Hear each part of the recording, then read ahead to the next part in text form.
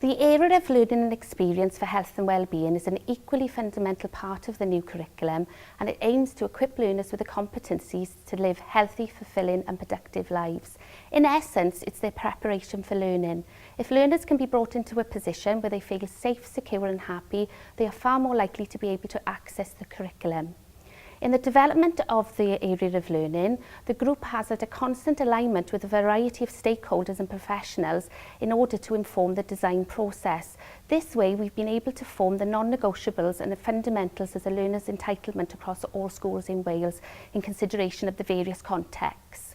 Schools will be provided with 5 overarching what matters statements, rationales to support those statements, but furthermore supported through knowledge, skills and experiences with achievement outcomes written as broad statements of intent to actually inform school-based planning. So schools will have the flexibility to use this national guidance in order to shape and be proactive and reactive to their locally and regionally identified needs.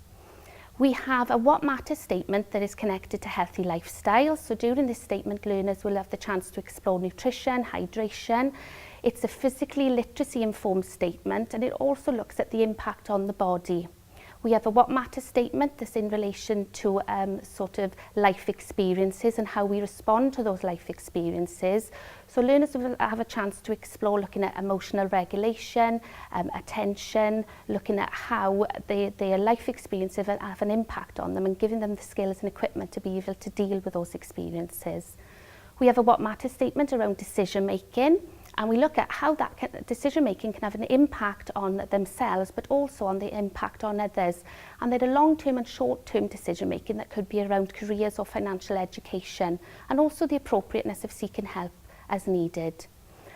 We have a what matters statement that's connected to engaging with social influences and how that can shape our values, beliefs, whether that be interacting online or in person, and how that can have an impact on shaping our social norms.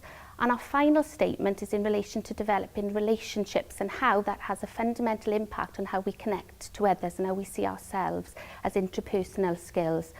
The learners would also have a chance to explore what constitutes a healthy relationship, and obviously there's a strong connections with sexuality and relationships education.